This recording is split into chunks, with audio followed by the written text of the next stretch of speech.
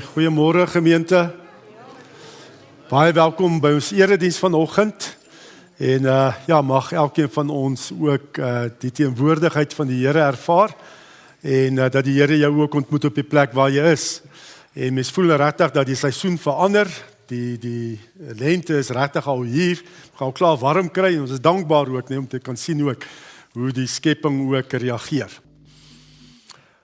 Genade, barmhartigheid en vrede word ryklik geskenk van God ons Vader en ons Here Jesus Christus deur die kragtige werking van die Heilige Gees. Amen. Dink ons almal ken die groot opdrag, maar op 'n keer toe die Fariseërs hoor dat Jesus die Sadduseërs die mond gesnoer het hulle bymekaar gekom en een van hulle, 'n wetgeleerde, het hom met 'n vraag probeer vastrek. Meneer, vra hy, wat is die grootste gebod in die wet? En Jesus antwoord hom, jy moet die Here jou God lief hê met jou hele hart en met jou hele siel, met jou hele verstand. Dis die grootste en die eerste gebod. En die tweede wat hiermee gelyk staan is, jy moet jou naaste lief hê soos jouself. En hierdie twee gebooie is die hele wet en die profete saamgevat. Net dit is wat God se opdrag, sy grootste opdrag aan ons, sy wet is, jy moet God bo alles lief, jy moet sy liefde ontvang, vir hom teruggee en dan ook uitdeel aan die mense om jou, jou naaste lief hê soos jouself. En mag ons daai kanale wees in die wêreld, wat God se liefde ontvang, teruggee aan hom en uitdeel aan mekaar. Dis wat die Here vra. Ons gaan ook later in die prediking hoor, God die Vader is 'n hart, hy's 'n hartchirurg, hy ondersoek die hart. So jy kan die regte dinge uiterlik doen, maar as jou hart nie reg is nie. As dit nie daai liefde vir hom en liefde vir jou naaste wat jy ontvang het en teruggee aan hom uitdeel, as dit nie daar is nie, dan sê klinkende simbaal, beteken dit niks. So dit gaan oor die liefde vir hom, my naaste, omdat hy my eerste so lief gehad het. Ons skriflesing kom uit Maleagi, die laaste verse van Maleagi, en dit is Maleagi 4 vers 1 tot vers 6. Maleagi 4 vers 1 tot 6.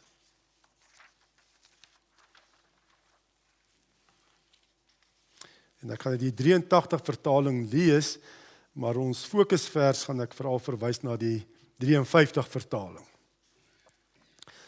Maleagi 4 vers 1 tot 6, en mens moet ook nou verstaan ook, na hierdie, dis die slotverse van die Ou Testament, en na hierdie woorde van wat God deur die profeet Maleagi gegee het, was daar 400 jaar lank stilte, waar God nie deur die profete gepraat het nie, tot by die Nuwe Testament, en toe begin die Here weer praat, deur die profete.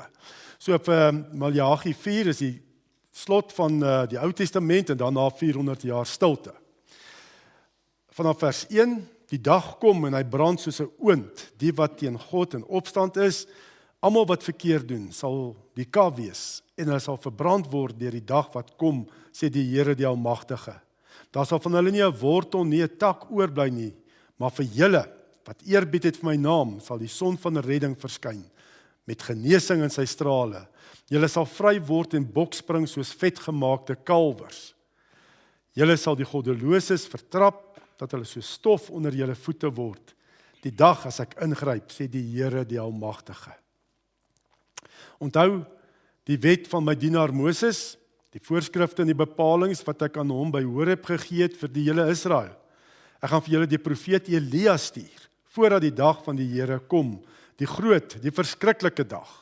Elia sal vaders en kinders met mekaar versoen, sodat ek nie hoef te kom en die land heeltemal vernietig nie. So die Ou Testament eindig, en daarna 400 jaar stilte, maar eindig oor vaders en kinders.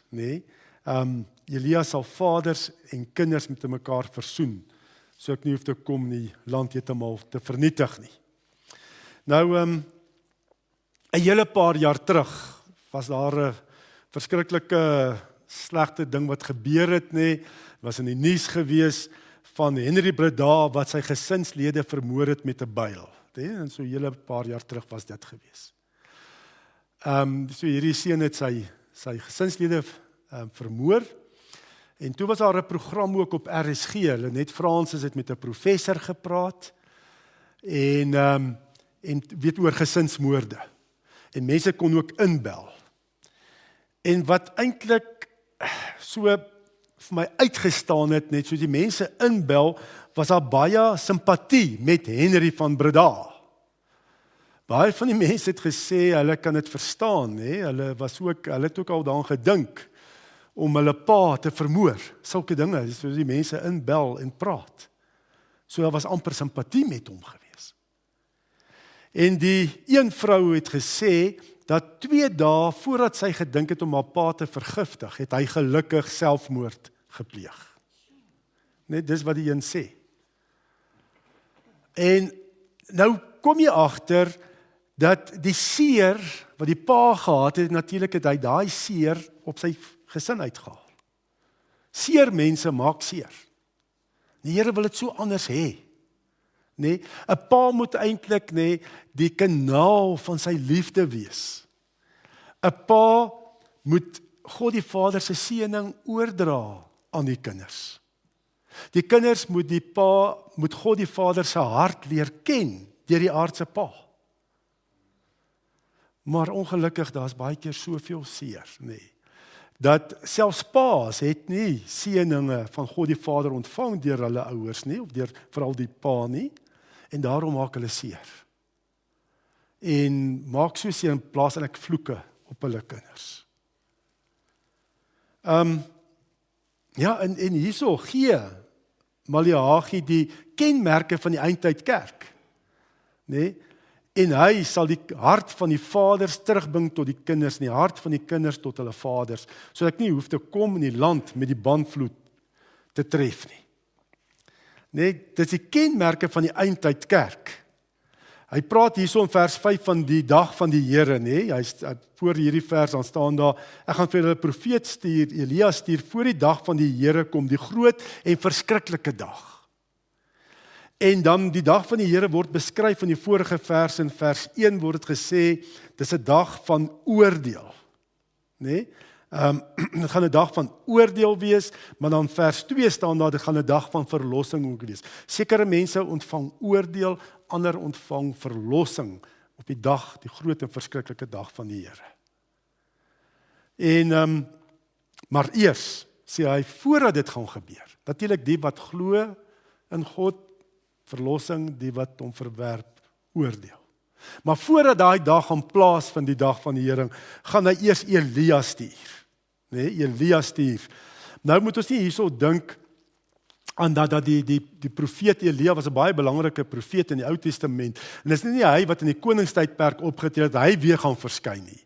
Nee, dit gaan 'n profeet wees in die krag en die statuur van Elia. En dit is wat dan ook 'n engel van die Here sê vir Sagaria, in die Nuwe Testament, na die 400 jaar stilte, begin die evangelie ook, Lukas 1 vers 17, kom die engel van die Here en sê vir Sagaria, jou vrou Elisabeth gaan 'n kind hê, en julle moet hom Johannes noem, en dan staan daar, en hy sal voor die Here uitgaan in dieselfde gees en krag as Elia, om vaders en kinders met mekaar te versoen, om ongehoorsaames op die regte pad terug te bring, en om so vir die koms van die Here 'n volk voor te berei. En dan praat hier van Johannes die Doper, wat in die krag en die statuur van Elia, in dieselfde gees en krag as Elias gaan kom, en 'n volk vir die Here voorberei, vir Jesus se eerste koms natuurlik, as jy nou weet hoe die evangelie natuurlik begin. Eers Johannes berei die pad voor, berei 'n volk voor, sê vir die volk, bekeer julle tot die Here, versoen met God, want hy is op pad, die groot dag van die Here is op pad. En ons ook. Ons leef nou in die tydperk tussen Jesus se eerste koms en sy wederkoms. En ons moet ook 'n volk vir Jesus se wederkoms voorberei, in die krag en die statuur van Elia. So dit is ons roeping ook. Dat ons soos Johannes die Doper vir God, vir Jesus se wederkoms, 'n volk, mense sal voorberei, dat hulle reg sal wees, dat Jesus weer kan kom en waar hy gaan oordeel. Vir die wat hom nie geken het nie, maar ook verlossing bring, vir die wat hom ken. So dit is, dit is die eindtydkerk, en hoe doen ons dit? Dit is dat ons die hart van vaders en kinders by mekaar gaan laat kom. dat hulle met mekaar sal voorsien. Dis hoe ons dit voorberei, dat Jesus weer kan kom. Die harte weer met mekaar te versoen. Die eindtydkerk openbaar die hart van God, en van vaders, en van kinders. Net dit is ons roeping. Nou kom ons kyk na die hart van God. Dit is ons kenmerk nie, om die harte by mekaar te bring nie, om die harte te veral te openbaar van God die Vader. Ons weet, God is meer bekommerd wat in jou hart aangaan, as hoe jy lyk en wat jy doen. Hy is 'n hartchirurg, nee? Hy kyk na die toestand van jou hart. Hy kyk na jou gesindheid, jou motiewe. Jy kan die regte ding doen, maar met 'n verkeerde gesindheid, met 'n verkeerde motief, hy help dit niks. En dan so met toe God vir Samuel die opdrag gee om vir Dawid te gaan salf as koning, kom hy by sy pa Isaai, by Dawid se pa Isaai, en laat eers al sy seuns verbykom, en dan dink hy, die oudste seun, dit is die koning, nee? God gesê, hy sal wys watter seun moet hy salf. Maar dan staan daar in 1 Samuel 16 vers 7, so Samuel sien die oudste seun, dink, dis die koning vir Israel. Dan sê die Here vir Samuel, kyk nie na sy voorkoms en sy hoë gestalte nie, want ek ag hom te gering, want nie wat die mens sien, sien God nie. Want die mens sien aan wat voor oë is, maar die Here sien die hart aan. Nee, God sien ons harte. En dan wil ek kyk na verse uit die Ou en Nuwe Testament, nee, hoe God kyk na die hart. Byvoorbeeld ook Hebreërs 4 vers 12. Die woord van God is lewend en kragtig, dis skerper as enige swaard met 2 snykante en dring deur selfs die skeiding van siel en gees en van gewrigte en murg. Dit beoordeel die bedoelings en gedagtes van die hart. God kyk na jou hart, die toestand van jou hart. Selfs Jesus sê ook in Matteus 15 vers 18 tot 20. Maar wat by die mond uitkom, kom uit die hart. En dit is dinge wat 'n mens onrein maak. Uit die hart kom slegte gedagtes, moord, oorspel, onkuisheid, diefstal, vals getuienis, kwaadpratery. Dis die dinge wat 'n mens onrein maak. Maar om met ongewaste hande te eet, maak 'n mens nie onrein nie. Nee, wat gaan in die hart aan? Nee, as jy in 'n moeilike tyd is, wat gaan uit nie? As jy seer kry, wat is die eerste woord wat jy sê? Weet, wat is in die hart? Dis waarna God kyk, die toestand van jou hart. En dan kyk ons na, wie is God? Wie is hy as Vader? Wie is sy hart? En dan in die Ou Testament, nee, dan die name wat God, daar's verskillende name wat hy gee in die Ou Testament, wat openbaar vir ons wie hy is. Nee, ek gaan hier 'n paar name wys, wie God is. Elohim, God aan wie alle krag behoort. El Shaddai, die algenoegsame. El Olam, God van ewigheid. Yahweh Eloja, die Here my God. Yahweh Elohim, God die skepper. Yahweh Elyon, allerhoogste. Yahweh Jireh, die voorsiener. Yahweh Nissi, die Here my banier. Nee, die name van God openbaar wie hy is. God is so groot, ons kan hom nie sommer net in 'n een sin definisie gee van hom nie. Daarom kyk ons na sy kenmerke. In sy name gee vir ons kenmerke wie God is. Wat kan jy van hom verwag? In die Ou Testament sien ons dat God hom veral openbaar hoe groot, hoe almagtig hy is. Nee, skepper van hemel en aarde. Hy's groot en almagtig. Maar dan in die Nuwe Testament wys ons die God wat so groot almagtig is, wil ook naby ons wees. Hy wil intieme vader-kind verhouding met jou hê. Nee, en in die Nuwe Testament kom Jesus en hy openbaar veral God se nabyheid. En hy laat ons leer om te bid, ons Vader wat in die hemel is. In die hemel wys na God se grootheid, almag, maar Vader, Abba, Papa, wat in die hemel is.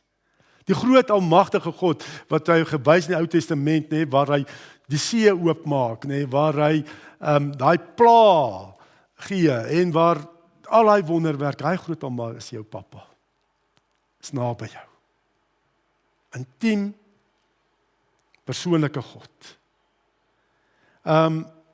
God, nadat Jesus natuurlik, nee, ons sien dat God as Vader 17 keer in die bergpredikasie, verwys Jesus na God as Vader.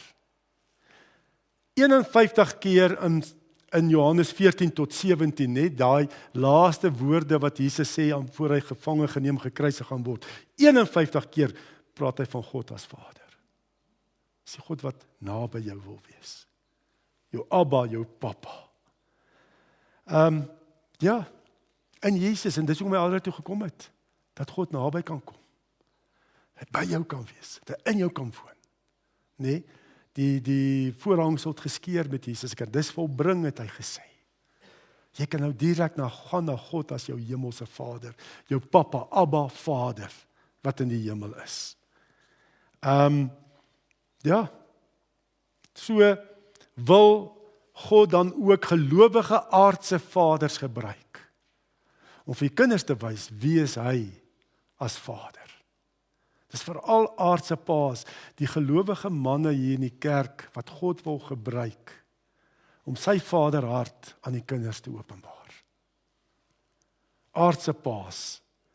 En daarom ook, is dit nie per toeval, dat die Ou Testament eindig met vaders en kinders se harte, wat versoen, na mekaar toe draai.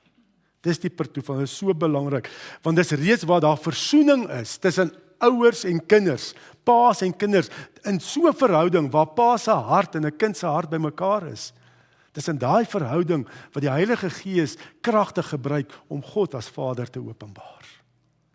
Wanneer pa se harte met hulle kinders versoen is, dan werk die Gees.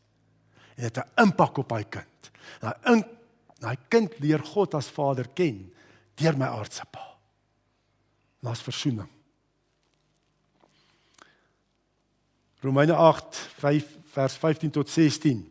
Die Gees wat aan julle gegee is, maak julle nie tot slawe nie, dat julle nie weer in vrees lewe nie. Nee, julle die Gees ontvang wat julle tot kinders van God maak, en wat ons tot God laat roep, Abba, dit beteken Vader. Hierdie Gees getuig saam met ons Gees, dat ons kinders van God is. Die Gees gebruik versoenende verhoudings tussen vaders en kinders, om God te openbaar as Abba, ons Vader wat in die hemel is. Dit is so belangrik. Dit is absoluut belangrik.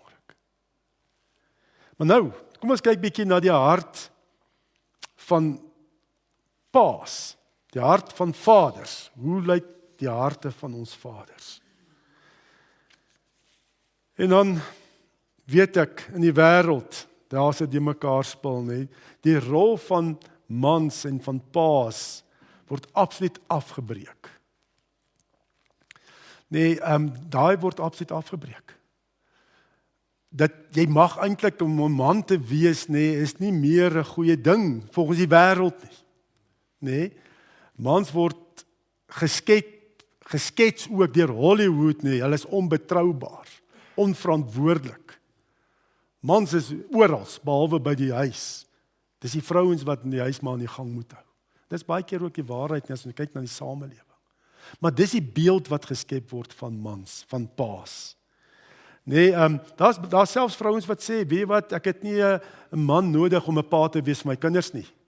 En hulle word swanger sonder dat hulle 'n man het. Kunsmatige bevrugting, wat ook al.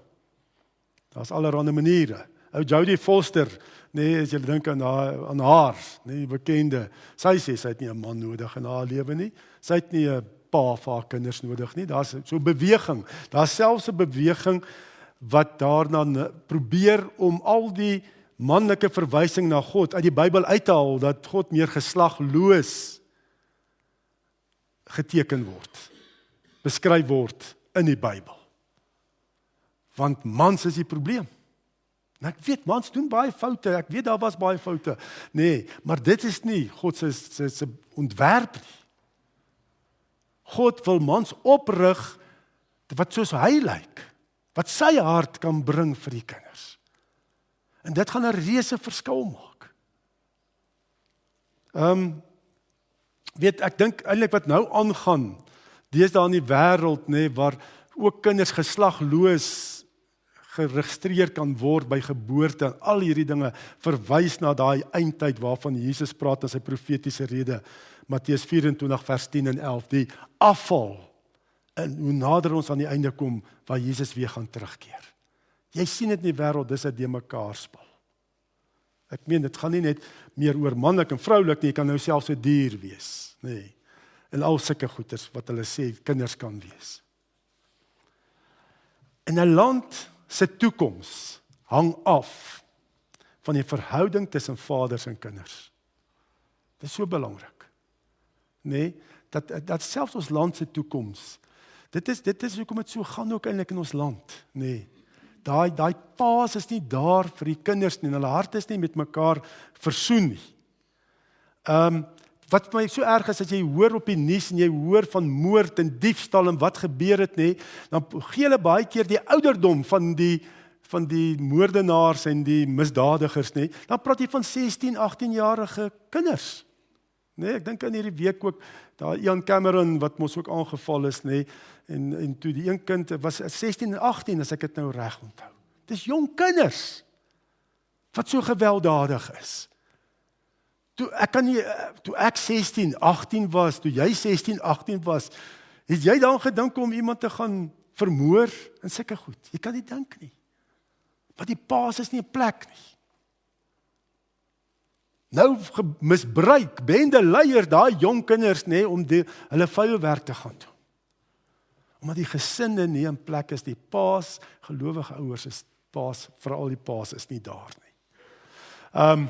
Ek weet om Angus Buchan op een van die Mighty Men konferensies wat ek ook bygewoon het, toe verwys hy na die Pilanesberg, nee, die natuurreservaat van die Pilanesberg, toe sê hy, daar was chaos gewees, die olifantbulle het alles gebreek, en hulle het selfs renosters aangeval en doodgemaak.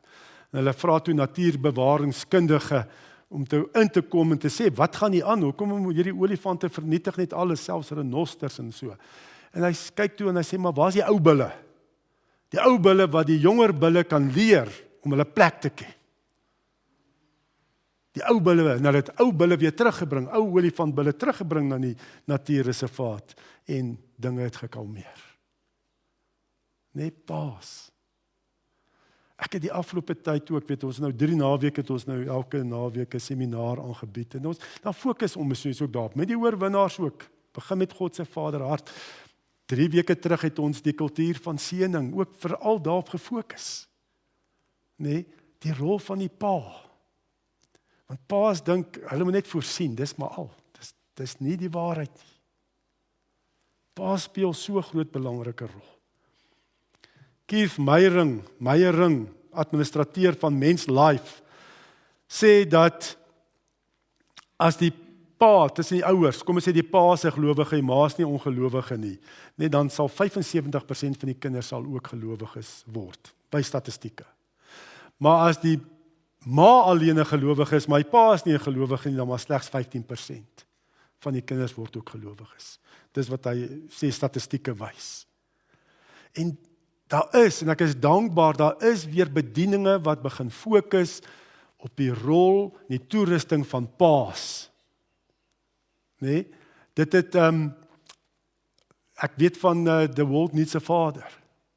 Nou Greg Oukamp, wat ook al, hy was nogal betrokke by Fairlands Laerskool, waar hulle dan ook die kinders se ouers se paas toerus en vat op en hulle toerus en vertel wat is die rol van 'n pa. En daar's ook tye wat die paas dan die kinders wat van laerskool na hoërskool toe gaan seën. En ons doen dit ook hier. Ons het ook so 'n seremonie. En julle weet ook van die seremonie ook as die kinders, jong mense belydenis van geloof aflê, dat paas, die ouers, kinders seën. Dit is so belangrik. Ongelukkig, nee, dit was deel van die kultuur, die Bybelse tyd. Dit was deel van die kultuur gewees. Nee, die Ou Testamentiese volk hoef nie 'n kursus te gaan doen nie. Vandag moet ons nou ongelukkige kursusse doen, seminare aanbied, om weer God se beginsels terug te bring in die kerk.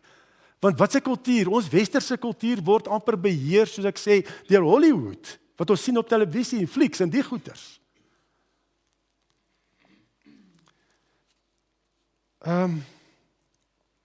Die afwesigheid van paas. Nee, en ek sê nie, dit is altyd outomaties die pa se skuld nie. Nee, daar is baie, maar die pa het 'n groot invloed. Dis nie altyd nie, jy kry maar kinders wat ook 'n tydjie rebels of wat ook al nie. Ek wil nie alles op die pa se skouers plaas nie, maar die pa het 'n groot invloed in die instrument wat God wil gebruik. Die afwesigheid van pa's lei baie keer tot die afwesigheid van waardes, integriteit en selfrespek by die kinders. Seuns behandel baie keer hulle vrouens, seuns behandel baie keer hulle eie vrouens soos hulle sien hulle pa, hulle ma behandel. Nee, mens sien dit baie keer. Die seun leer hoe om teenoor sy vrou op te tree soos dat pa met ma gemaak het. En daarom wil ek maar sê, die manne moet maar die deure oopmaak, nee, vir hulle vrouens, dat hulle kinders dit kan sien. Nee, ek hoop julle doen dit. Dit vat vir my net baie lank om eers uit te klim en dan nog te gaan oopmaak en dan eers en dan is Maria al eind weg. Sy moet net leer om 'n bietjie te wag. Nou ek moet alles doen. Maar ja, ek probeer nog die deur oopmaak vir Ilse Marie, nee. Dis hoe wat seuns daai voorbeelde, nee. Dogters soek mans soos hulle pa's. Nee, jy sien dit baie keer, die dogters soek 'n man soos 'n pa. Die dogter soek selfs 'n man met dieselfde naam as hulle pa, nee.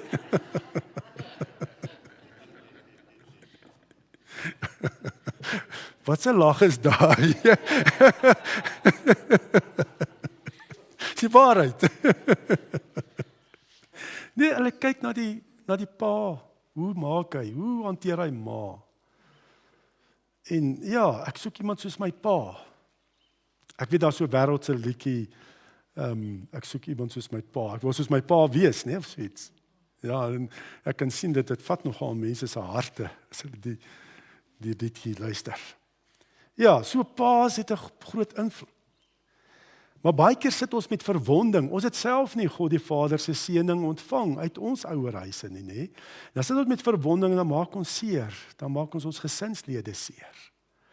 Baie keer kry jy pa's, hulle werk hard, nê, want hulle wil voorsien vir hulle gesin. Hulle dink dit is hoe om 'n goeie pa te wees, om harder en harder te wees, dat ek alles my kind kan gee. Ek meen wat ek hoor kinders op hoërskool en op laerskool al kry, nê. Ek kan dit nie glo hoe pa's hard werk en net gee.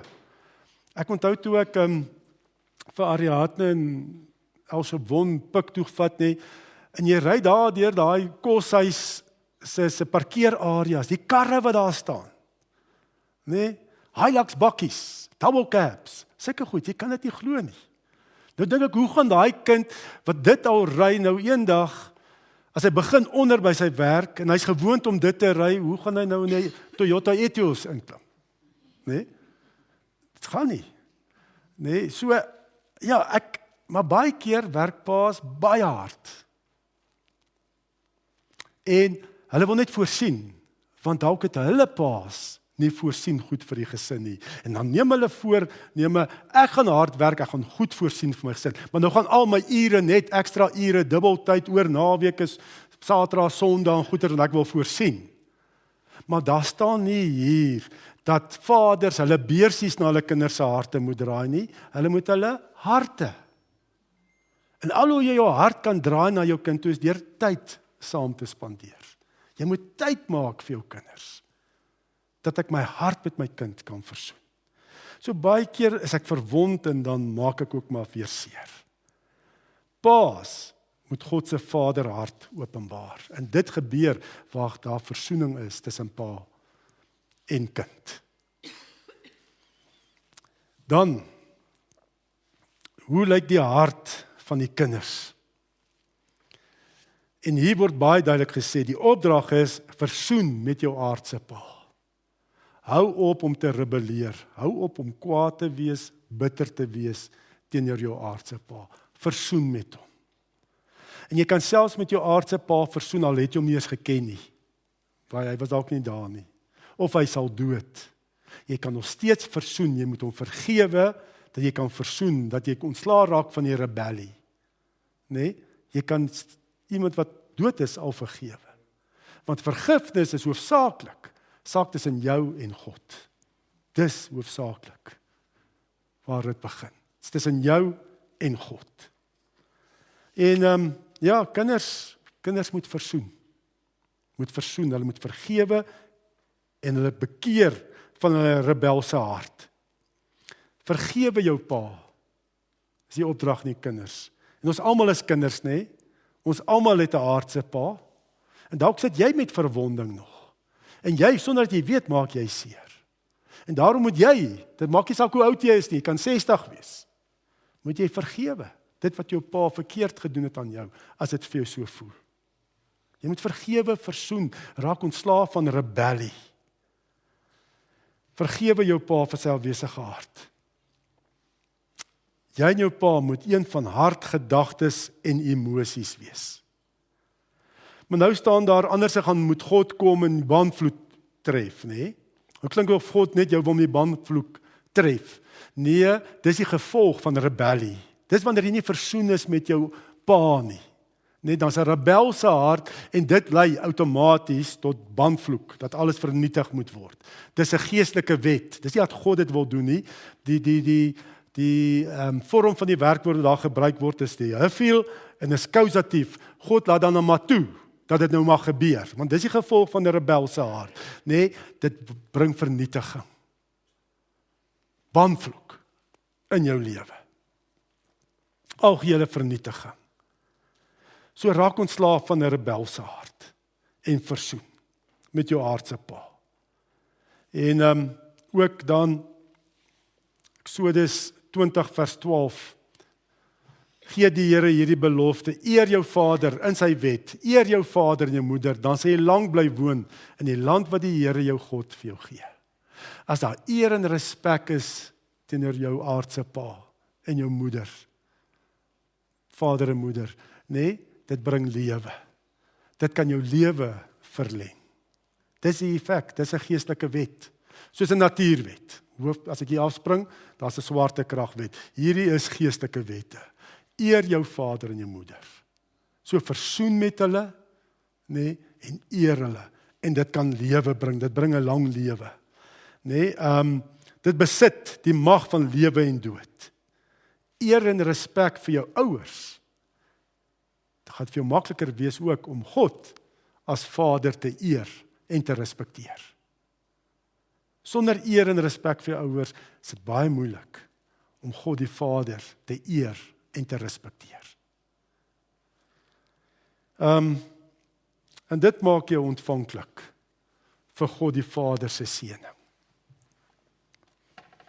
As jy versoen met jou aardse pa. Of hy nog lewe, as hy nie meer lewe nie, vergifnis is hoofsaak tussen jou en God die Vader. As hy nog lewe, besluit vergewe, moenie wag dat hy eers vir jou sê hy is jammer nie. Baie van ons weet nie eers as hy iets verkeerd gedoen nie.